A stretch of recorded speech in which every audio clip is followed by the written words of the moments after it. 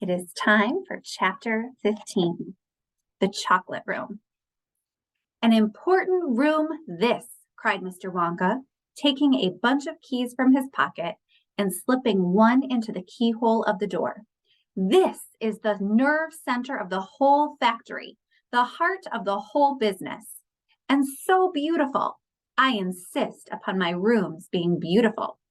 I can't abide ugliness in factories. In we go then. But do be careful, my dear children. Don't lose your heads. Don't get overexcited. Keep very calm. Mr. Wonka opened the door. 5 children and 9 grown-ups pushed their ways in. And oh, what an amazing sight it was that now met their eyes. They were looking down upon a lovely valley. There were green meadows on either side of the valley, and along the bottom of it, there flowed a great brown river. What is more, there was a tremendous waterfall halfway along the river, a steep cliff over which the water curled and rolled in a solid sheet, and then went crashing down into a boiling, churning whirlpool of froth and spray. Below the waterfall, and this was the most astonishing sight of all, a whole mass of enormous glass pipes were dangling down into the river from somewhere high up in the ceiling. They really were enormous, those pipes. There must have been a dozen of them at least, and they were sucking up the brownish, muddy water from the river and carrying it away to goodness knows where. And because they were made up of glass, you could see the liquid flowing and bubbling along inside them. And above the noise of the waterfall, you could hear the never-ending suck, suck, suckling sound of the pipes as they did their work. Graceful trees and bushes were growing along the riverbanks.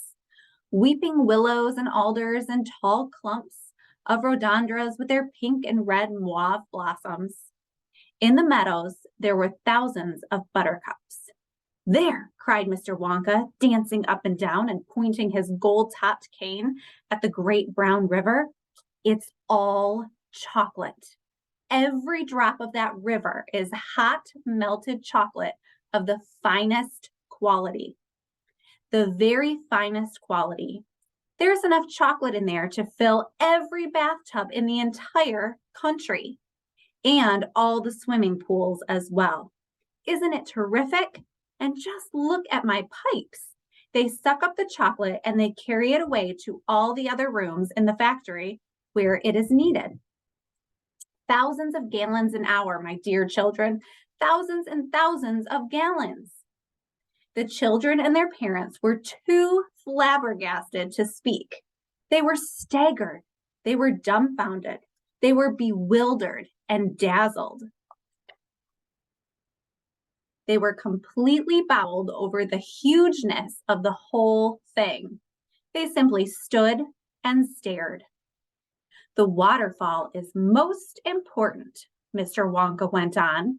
It mixes the chocolate. It churns it up. It pounds it and beats it, and it makes it light and frothy. No other factory in the whole world mixes its chocolate by waterfall. But it's the only way to do it properly. The only way. And do you like my trees? He cried, pointing with his stick. And my lovely bushes? Don't you think they look pretty? I told you I hated ugliness. And of course, they are all edible.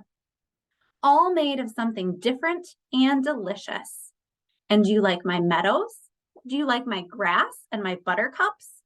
The grass you are standing on, my dear little ones, is made of a new kind of soft, minty sugar that I've just invented. It is called Swudge. Try a blade, please do. It's delectable. Automatically, everyone bent down and picked one blade of grass. Everybody, that is, except Augustus Gloop, who took a big handful. And Violet Beauregarde, before tasting her blade of grass, took the piece of world record-breaking chewing gum out of her mouth and stuck it carefully behind her ear. Isn't it wonderful? Whispered Charlie. Hasn't it got a wonderful taste, Grandpa? I could eat the whole field, said Grandpa Joe, grinning with delight. I could go around on all fours like a cow and eat every blade of grass in the field. Try a buttercup, cried Mr. Wonka. They are even nicer. Suddenly, the air was filled with screams of excitement. The screams came from Veroka Salt. She was pointing frantically to the other side of the river. Look over there, she screamed. What is it? He's moving. He's walking. It's a little person. It's a little man down there below the waterfall. Everybody stopped picking buttercups and stared across the river. She's right, Grandpa, cried Charlie. It is a little man. Can you see him? I see him, Charlie, said Grandpa Joe excitedly. And now everybody started shouting at once. There's two of them. My gosh, so there is. There's more than two. There's 1, 2, 3, 4, 5. What are they doing? Where do they come from? Who are they?